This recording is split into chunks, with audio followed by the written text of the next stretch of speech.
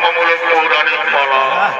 পালাটির নাম রাখা হয়েছে মা সীতার বাড়ির পিণ্ডদান, দশরথ রাজা স্বর্গে গমন। পালার নাম মা সীতার বাড়ির পিণ্ডদান, দশরথ রাজা স্বর্গে গমন।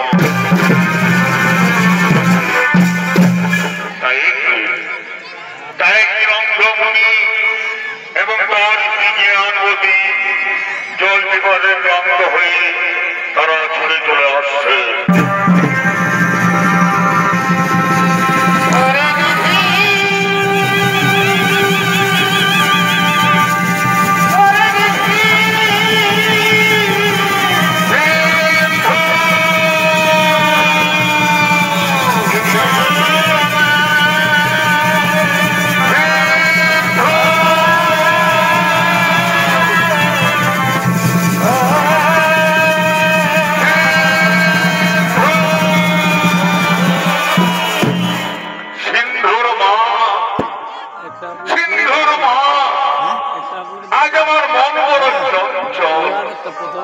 আমার মন বলছে হয়তো সিন্ধুর কোনো বিপদ হয়েছে, সেই কখন বলে গেছে আমাদের জন্য চলে আসার জন্য, কিন্তু এখন তো সে আমাদের কাছে ফিরে এলো না।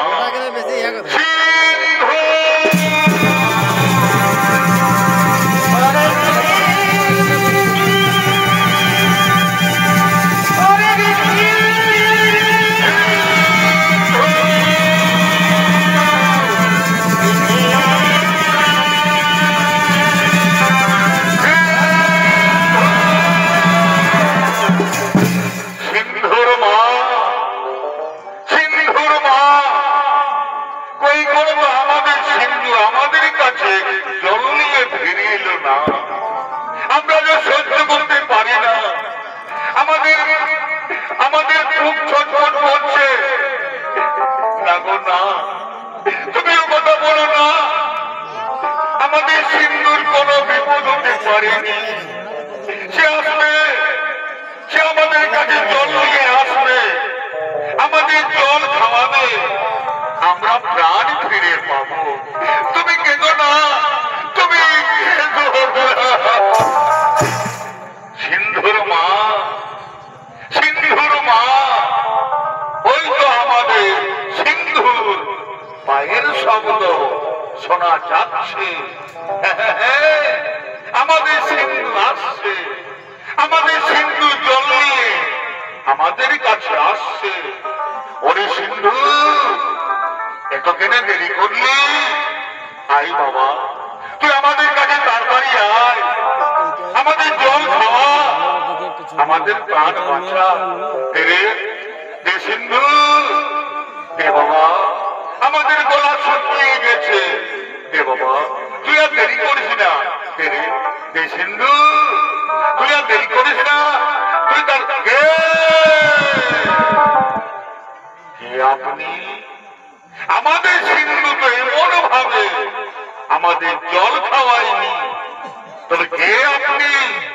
পরিচয় দেন, তা না হলে অভিশাপ দেব। মুনিবর, আমি অযোধ্যার মহারাজ দশরথ, অযোধ্যার মহারাজ দশরথ, আপনি এসেছেন? হে রাজন, আমাদের সিন্ধুর সাথে আপনার কি দেখা হয়েছে? আমাদের সিন্ধু গেছিল ওই নদীর পারে জল আনতে, তার সাথে আপনার কি দেখা হয়েছে? মুনিবর, আজ আমি মহাপাপী মুনিবর, আজ আমি মহাপাপী রাজা দশরথ। কেন রাজা, কি পাপ করেছো তুমি? আমাদের কাছে বলো, কি পাপ করেছো তুমি? মুনিবর, আপনাদের সিন্ধু ওই নদীতে জল তুলতেছিল, আমি মৃগীর অপেক্ষা করে বসেছিলাম। আমি মনে মনে ভাবলাম হয়তো কোনো হরিণী জল পান করছে। আমি আর কাল বিলম্ব না করে আমি আমার শব্দ বেদি বান নিক্ষেপ নিক্ষেপ করি, আর সেই মানে আপনাদের সিন্ধুকে আমি হত্যা করছি মুনিবর, আমি হত্যা করেছি।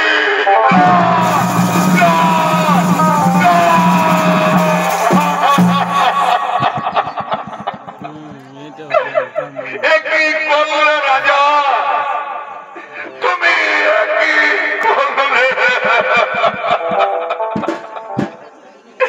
তুমি আজ অন্ধ পিতা মাতার একমাত্র সন্তানকে এই পৃথিবী থেকে কেড়ে নিলে। কে আমাদের জল খাওয়াবে? কে আমাদের পথে পথে নিয়ে ঘুরবে? কে আমাদের মুখে অন্ন তুলে দেবে? তুমি একটি প্রাণ কিনে নাওনি রাজা, তুমি এক তিনটা প্রাণ এই পৃথিবী থেকে কেড়ে নিলে। তুমি মহাপাপী রাজা, তুমি মহাপাপী, তুমি মহাপাপী। হে রাজন, আজ আমরা যেমন আমাদের পুত্র সুখে হাহাকার করতে করতে আমরা প্রাণ ত্যাগ করব, ঠিক তুমিও তোমার পুত্র সুখে হাহাকার করতে করতে প্রাণ হারাবে রাজা। এই হলো অন্ধ মুনির অভিশাপ। হে মুনিবর, আপনার অভিশাপকে আশীর্বাদ মনে করে আমি মাথা পেতে নিলাম। কিন্তু হে মুনিবর, আমার যে কোনো পুত্র সন্তান নেই, আমি যে অপুত্র, আমি যে আটপুরা রাজা মুনিবর, আমি যে আটপুরা রাজা দশরথ। কি বললে? তোমার পুত্র সন্তান নেই? না, তা হতে পারে না। অন্ধ মুনির অভিশাপ কোনদিন মিথ্যা যাবে না। অচিরে তোমার গৃহে 4টি সন্তান হবে, আর সেই সন্তানের শোকে তুমি একদিন প্রাণ হারাবে রাজা। এই হলো অন্ধ মুনির অভিশাপ।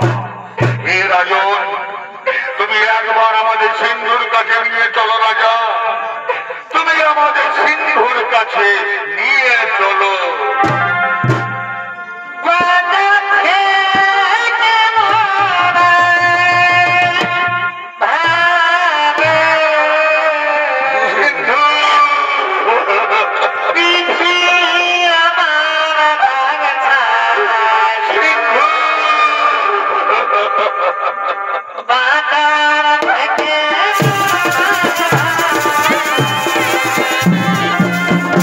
Bye.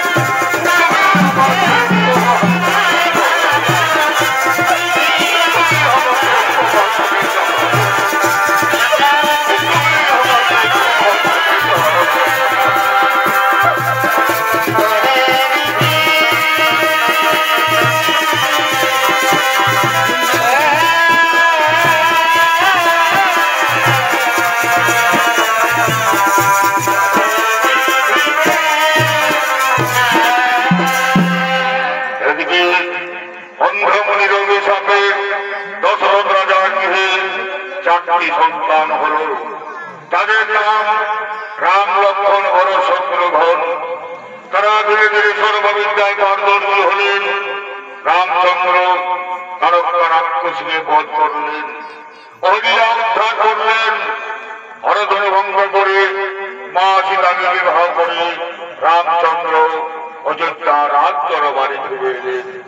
এই অযোধ্যা রাজ দরবারে মহারাজ দশরথ এবং তার মন্ত্রী সেনাপতিগণ আগমন করছে।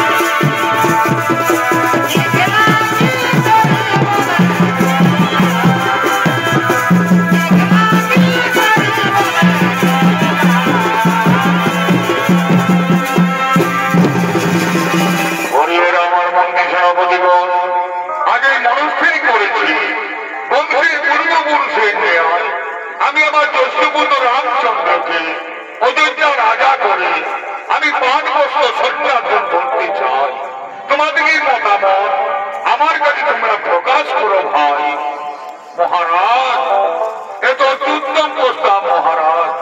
আমরা সকলে চাই, অযোধ্যাবাসী সকলে চান, এরপর আপনি অযোধ্যা রাজা করুন রামচন্দ্রকে। তাতে আমরা সকলে আনন্দিত আছি মহারাজ। পরিবার আমার মন্ত্রী সেনাপতিগণ, তারপরে এই মুহূর্তে অযোধ্যার প্রতিটি ঘরে ঘরে সংবাদ জানিয়ে দাও, কাল সুপ্রভাতে আমার জ্যেষ্ঠ পুত্র রামচন্দ্র হবে অযোধ্যা রাজা। তারা যেন সকলে অযোধ্যা রাজ দরবারে আসে, আমার ছেলে রামকে আশীর্বাদ দিন। তাই জন্য এই মুহূর্তে অযোধ্যার প্রতিটি ঘরে ঘরে সংবাদ জানিয়ে দাও। তাই হবে মহারাজ, তাই হবে।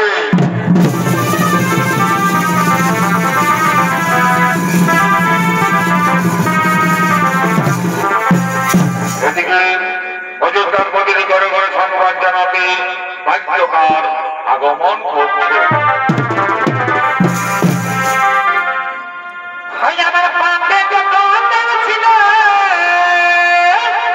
রাম রাম রাম রাম রাম রাম রাম রাম রাম।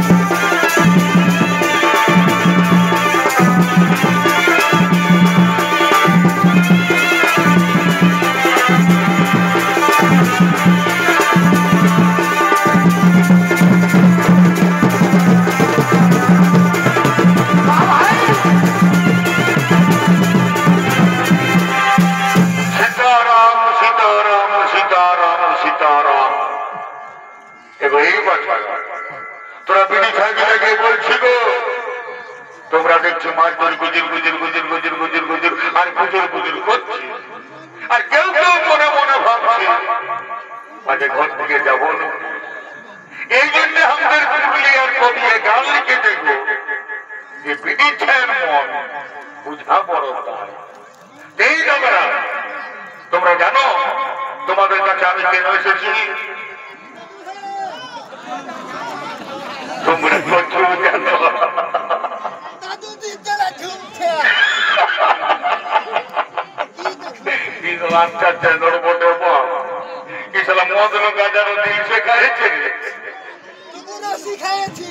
তো ভালো করিয়ে বলুন,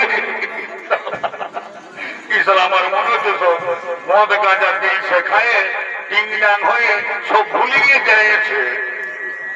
তো ভালো করিয়ে বলবে, ভালো করিয়ে বলবে।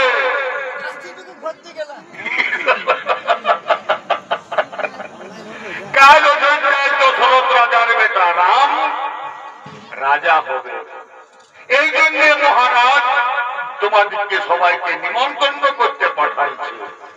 দেখো মা, মসি, কাকি, জেঠি, তোমরা কে সবাইকে বলছিল কাল তোমরা কেউ ঘরে থাকো না বাছা, তোমরা সবাই যাবে অযোধ্যার রাজ দরবারে।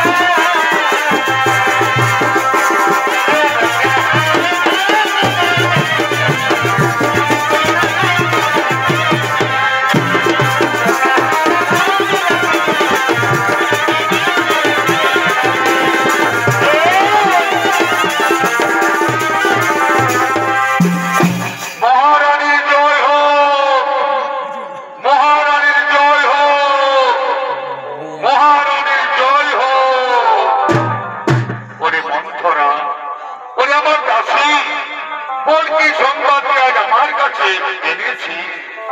মহারানী, কাল অযোধ্যায় রাজা হবে রামচন্দ্র, এই সংবাদ আমি তোমার কাছে এনেছি। ওরে মন্থরা, এটি অতি আনন্দের সংবাদ আজ আমার কাছে এনেছি।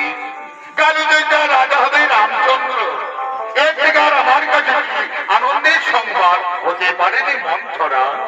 এই যে আমার বড় রত্নহার, তোকে আমি পুরস্কারে পুরস্কৃত করলাম। ছি ছি মহারানী, রাম রাজা হবে আর তোমার এত আনন্দ কিসে? না রে মন্থরা, তুই আমার বলিস না, রাম আমার জ্যেষ্ঠ পুত্র, সে আমাকে সর্বক্ষণ মামা বলে ডাকে, তাই রাম রাজা হলে আমার কোনো দুঃখ নেই রে মন্থরা। মহারানী, তুমি ভেবে দেখো, রাম রাজা হলে ভরত হবে রামের দাস, আর তুমি হবে কৌশল্যার দাসী। তার থেকে তোমার মৃত্যু অনেক ভালো রানী, তুমি মরে যাও, তুমি মরে যাও। নারী মন্থরা, তুই আমার বলিস না, রামকে আমি ভরতের থেকে অনেক ভালোবাসি, যে আমাকে সর্বক্ষণ মামা বলে ডাকে, তাই রাম রাজা হলে আমার কোনো দুঃখ নেই রে মন্থরা। মহারানী, তুমি ভেবে দেখো, আর তুমি যদি আমার কথায় চলো, তবে আমি তোমার ছেলে ভরতকে অযোধ্যা রাজা করে দেব। কেমন করে, কেমন করে মেরে দাসী আমার ছেলে ভরত অযোধ্যা রাজা? বল তুই কেমন করে হবে আমার ছেলে ভরত অযোধ্যা রাজা? মহারানী, পূর্বে দেবতা দানবদের যুদ্ধে মহারাজ ক্ষত বিক্ষত হয়ে এসেছিলেন, তখন মহারাজকে তুমি সেবা যত্ন করে ভালো করেছিলে। তখন মহারাজ তোমাকে দুটি বর দিতে চেয়েছিল, আজ তুমি মহারাজের কাছে সেই দুটি বর চেয়ে নাও। এক বরে করো তোমার ছেলে ভরতকে অযোধ্যা রাজা, আর এক বরে করো রামকে 14 বছর বনবাসী। মন্থরা, আজ আমি তাই করবো, আজ আমি মহারাজের কাছে দুটি বর চাইবো। এক করে করব আমার ছেলে ভরতকে অযোধ্যা রাজা, আর এক করে করব রামকে 14 বছর বনবাসী। মহারানী, তুমি তোমার অলংকার খুলে ফেলো, তুমি মাটিতে পড়ে থাকো, তবেই তুমি মহারাজের কাছে ওই তুমি বর পাবে। ওই তো মহারাজ তোমার কাছেই আসছে। এখন আমি আসি রানী, এখন আমি আসি। মহারানী,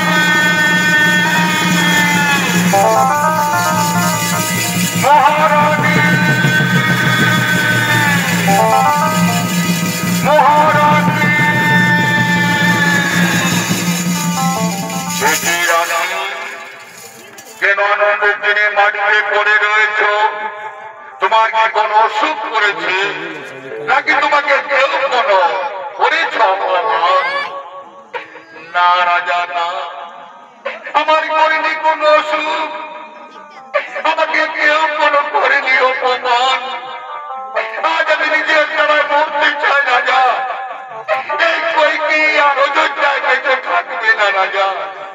তুমি কইকে মরতে দাও, তুমি কইকে মরতে দাও। না রানী, না, আমি তোমাকে মরতে দেব না। তুমি আমার নয়নের মণি, তুমি আমার অন্তরের আলো, তুমি আমার সর্বশ্রেষ্ঠ রানী। আমি তোমাকে সমস্ত রানীর থেকে ভালোবাসি রানী। তাই বলো, আজ আনন্দের দিনে তুমি আমার কাছে কি চাও? তুমি আমার কাছে যা চাইবে আমি তোমাকে তাই দেব হাসি মুখে।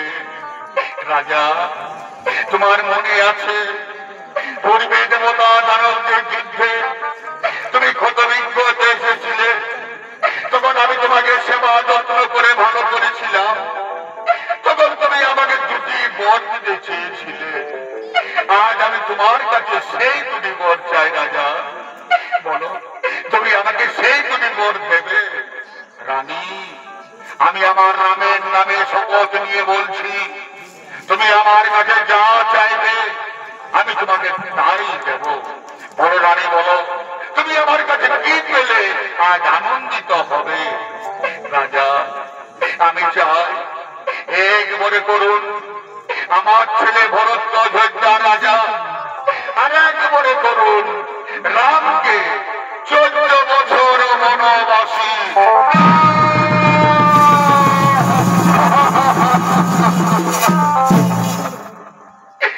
না রানী না, তুমি এই বর আমার কাছে চেও না, তুমি অন্য বর আমার কাছে চাও।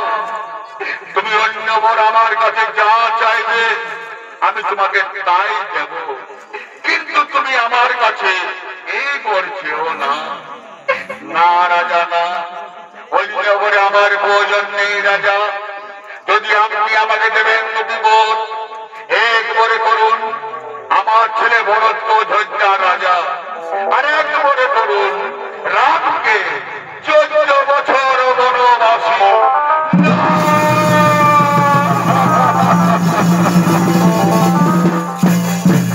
কোথায় বজ্র তুমি? মস্তকে এসে পড়ো আমার, চূর্ণ বিচূর্ণ করে দাও দেহ আমার। এই কথা শোনার পূর্বে আমার মৃত্যু হলো না কেন? আমার মৃত্যু হলো না কেন? রানী, তোমার কথায় হয়তো আমি ভরত অযোধ্যা রাজা করে দেব, কিন্তু তুমি আমার রামকে মনে দিও না রানী, তুমি আমার রামকে মনে দিও না। রাম বিনা দশরথ রাজা বাঁচবে না রানী, তাই তুমি আমার রামকে মনে দিও না, তুমি আমার রামকে মনে দিও না। পিতা,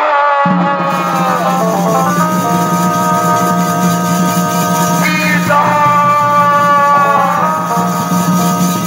পিতা। পিতা কেন সিংহাসন ছেড়ে মাটিতে পড়ে আছেন? কি হয়েছে আপনার? কেন আপনি আমার সাথে কথা বলছেন না? মা, মা গো, তুমি তো সকলেই জানো মা, কি হয়েছে আমার পিতা? কেন উনি আমার সাথে কথা বলছেন না? ওরে রাম, তোর পিতা আজ আমার কাছে অঙ্গীকার আবদ্ধ। আজ আমি ওনার কাছে দুটি বর চেয়েছি, একবারে করতে হবে আমার ছেলে ভরত অযোধ্যা রাজা, আর একবারে হবে তুমি 14 বছর বনবাসী।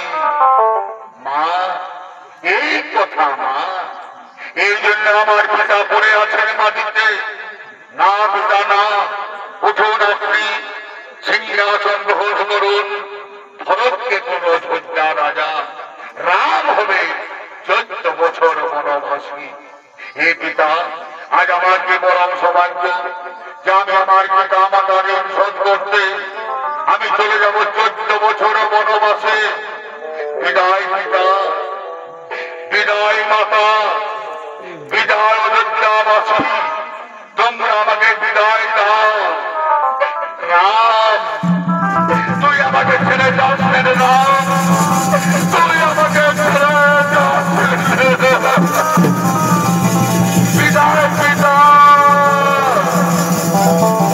বিদায় মাতা, বিদায় পিতা।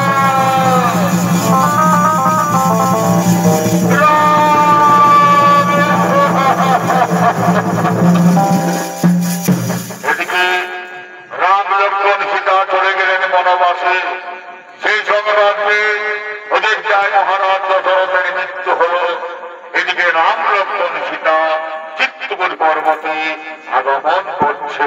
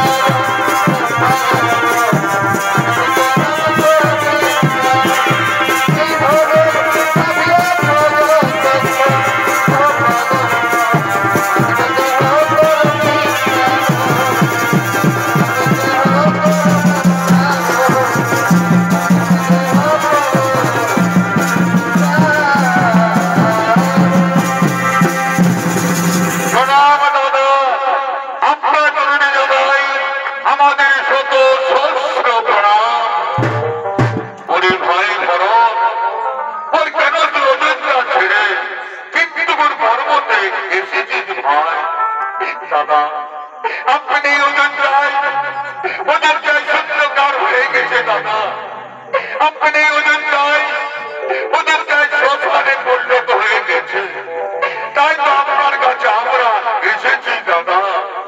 ওরে ভাই ভরত, বদলুদ্দা বাজল বলে কুশলে আছেন তো? আমার পিতা আমার মাতারা কেমন আছেন ভাই? দাদা ও কথা আপনি বলবেন না দাদা, ও কথা আপনি বলবেন না। আপনি চলে এলেন বনবাসে, আর আপনার চোখে আমাদের পিতা হারাম হারাম করতে করতে তিনি চলে গেলেন স্বর্গবাসে। পিতা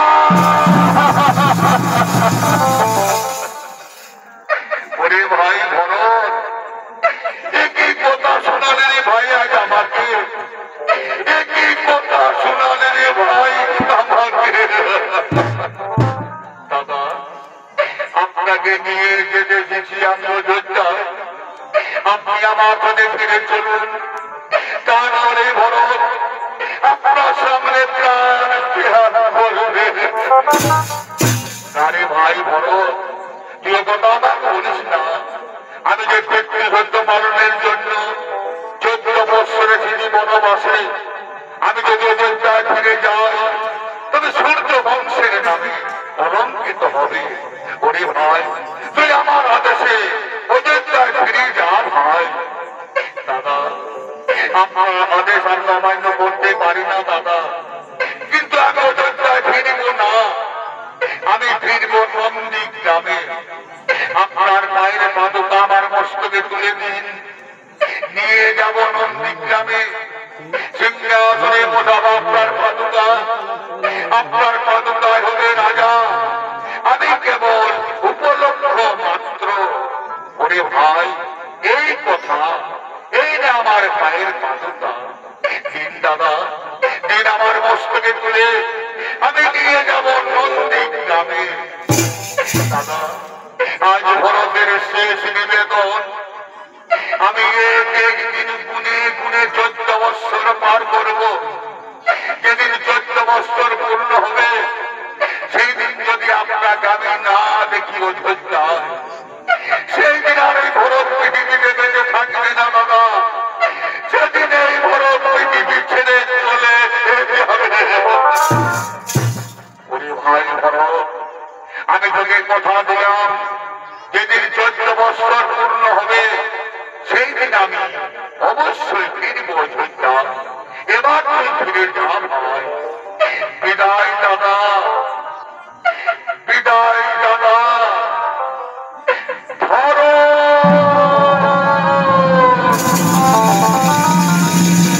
বিদায় দাদা, ধরো।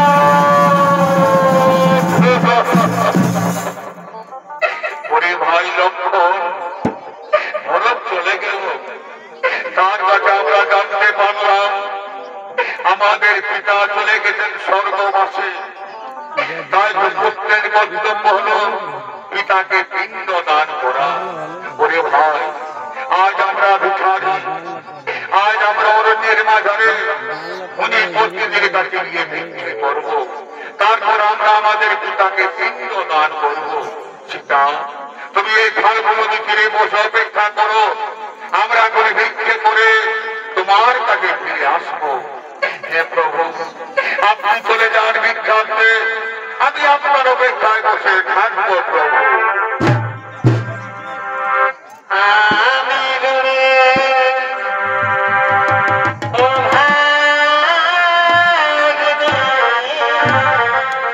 আজ ভগবান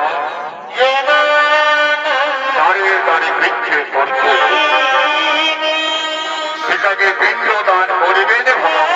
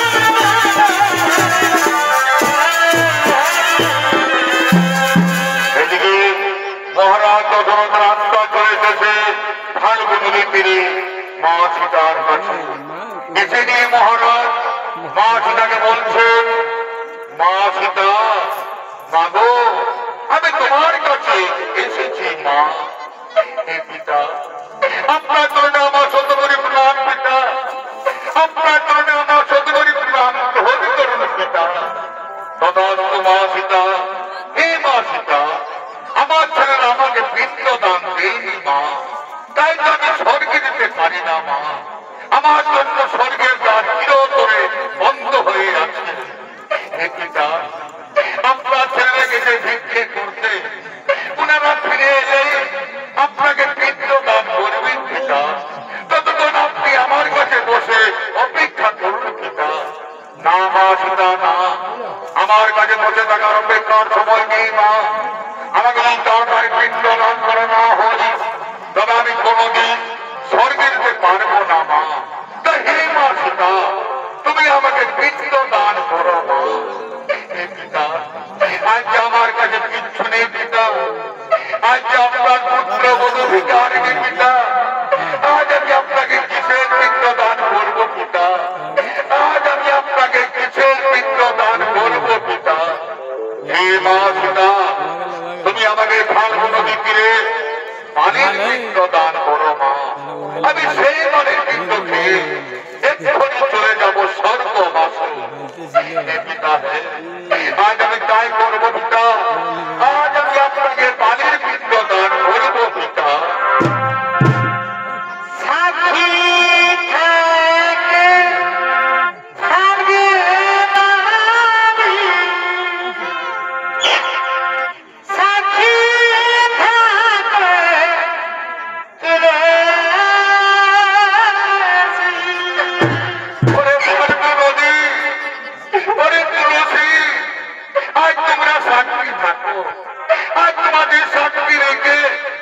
আমি আমার শ্বশুরকে পানির পিণ্ড দান করছি।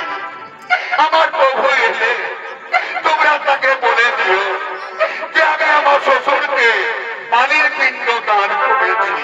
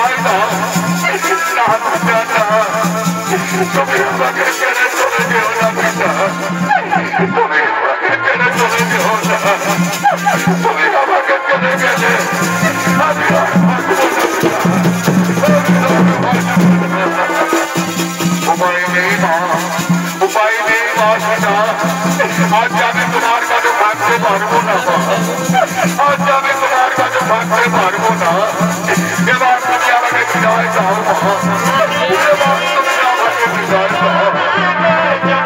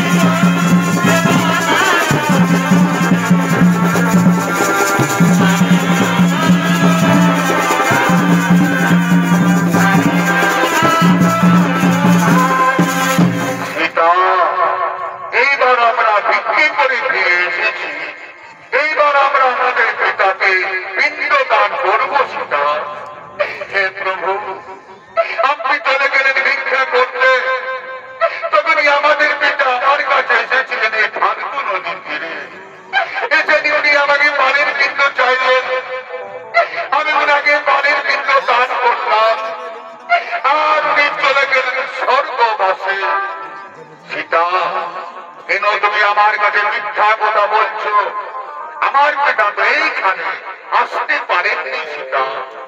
না না প্রভু, আমি মিথ্যে কথা বলিনি প্রভু, আমি আপনার শপথ নিয়ে বলছি, আমাদের পিতা আমার কাছে এসেছিলেন, আমি ওনাকে বাড়ির পিণ্ড দান করলাম, আর উনি চলে গেলেন স্বর্গবাসে। সীতা, তুমি যে আমার পিতাকে বাড়ির পিণ্ড দান করেছো, তোমার কাছে কেউ কি সাক্ষী আছে? আছে প্রভু, আমার কাছে ফাল্গু নদী সাক্ষী আছে। ওরে ফাল্গু নদী, তুই তো দেখেছি তোর সামনে, তোকে সাক্ষী রেখে আমি আমার শ্বশুরকে বাড়ির পিণ্ড দান করেছি। তুমি এই কথা আমার বহুকে বলে দাও, তুমি আমার মা রক্ষা করো, তুমি আমার মার রক্ষা করো। না সীতা না, আমি মহারাজ দশরথকে এইখানে আসতে দেখিনি। কি বললে, কি বললে ওরে ফাল্গু নদী? তুমি দেখে নিও আমার প্রভুর কাছে মিথ্যা কথা বলে দিলে, তুমি দেখে নিও আমার প্রভুর কাছে আমাকে মিথ্যাবাদী সাজালে। ওরে ফাল্গু নদী, আজ আমি তোমাকে অভিশাপ দেব, তোর জল কোনদিন উপরে বইবে না, তুই দোষীরা, তুমি কুকুর শিকার পার হবে, এই আমার অভিশাপ তোমাকে। বলো সীতা, আর কে সাক্ষী আছে তোমার কাছে? আছে প্রভু, আমার কাছে শিমল বৃক্ষ সাক্ষী আছে। ওরে শিমল বৃক্ষ, তুই তো দেখেছিস তোর সামনে, তোকে সাক্ষী দেখে আমি আমার শ্বশুরকে পানির পিণ্ড দান করেছি। তুমি এই কথা আমার প্রভুকে বলে দাও, তুমি আমার মা রক্ষা করো, তুমি আমার মা রক্ষা করো। না সীতা না, আমি মহারাজ দশরথকে এইখানে আসতে দেখিনি। কি বললে, কি বললে ওরে শিমল বৃক্ষ?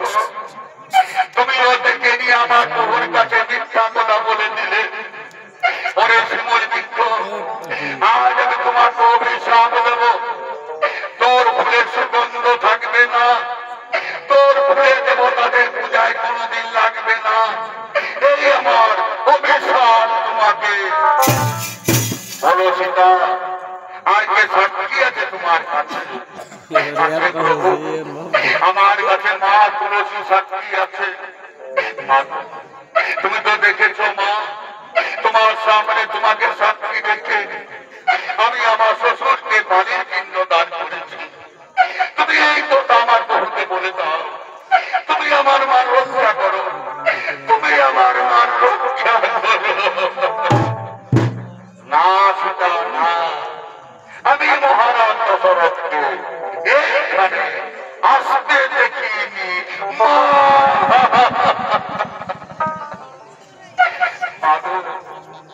তুমিও মিথ্যা কথা বলে দিলে মা, তুমিও দেখেনি আজ আমার বহুর কাছে আমাকে মিথ্যাবাদী সাজালে। হে মা তুলসী, আজ আমি তোমাকে অভিশাপ নেব, তোর গাছ যেখানে সেখানে বার হবে, তোমাকে কুকুর ঘৃণা করবে। এই আমার অভিশাপ তোমাকে। বলো সীতা, আর কে সাক্ষী আছে তোমার কাছে? আছে প্রভু, আমার কাছে মনোমুক্ত সাক্ষী আছে। ওরে মনোমুক্ত, তুই তো দেখেছি তোর সামনে তোকে সাক্ষী রেখে আমি আমার শ্বশুরকে বাড়ির পিণ্ড দান করেছি। তুমি এই কথা আমার বহুকে বলে দাও, তুমি আমার মা রক্ষা করো, তুমি আমার মা রক্ষা করো। হে মা সীতা, হে প্রভু রামচন্দ্র, আপনি চলে গেলেন ভিক্ষা করতে, তখনই আপনার পিতা মহারাজ এসেছিলেন ভালুক নদী তীরে। এসে নিয়ে মহারাজ মা সীতাকে বাড়ির পিণ্ড চাইলেন। মা সীতা মহারাজকে বাড়ির পিণ্ড দান করলেন। তখনই মহারাজ চলে গেলেন স্বর্গবাসী। এটা আমি নিজের চোখে দেখেছি প্রভু, আমি জীবনে কোন মিথ্যা কথা বলিনি প্রভু। মা সীতা যা বলেছেন তা সম্পূর্ণ সত্য ঘটনা প্রভু। ধন্যরে বটবৃক্ষ, তুই আজ আমার মা রক্ষা করলি। ওরে বটবৃক্ষ, আজ আমি তোমাকে আশীর্বাদ দেব, সত্য ত্রেতা দাপর বলি, চার যুগ তুই অমর হয়ে থাকবি। তোর পাতা তোর গাছ থেকে কোনোদিন ঝরে শেষ হবে না। তোর ছায়া থাকবে শান্তি শীতল স্নিগ্ধ, তোর ছায়া নিচে যে জন বসবে সে চির শান্তিতে থাকবে। এই আমি তোমাকে আশীর্বাদ দান করলাম প্রভু। এবার তার মিথ্যে বলিনি প্রভু, এবার আমি মিথ্যে বলিনি। সীতা, আমি প্রমাণ পেলাম সত্য তুমি আমার পিতাকে বাড়ির পিণ্ড দান করেছ। তাই নারী হয়ে জগতের মুখে পিণ্ড দান রেখে আমি যুগে যুগে মানবের মুখে অমর হয়ে থাকবে। এই আমি তোমাকে আশীর্বাদ দান করলাম। শোনো সীতা, শোনো ভাই লক্ষ্মণ, এবার আমরা চিত্তপুর পর্বত ছেড়ে চলে যাব পঞ্চবটী মনে। আজ দুহাত তুলে বলবে কৃষ্ণ না, পূর্ণ হবে সকল মনস্কার। আজ দুহাত তুলে বলবে কৃষ্ণ না,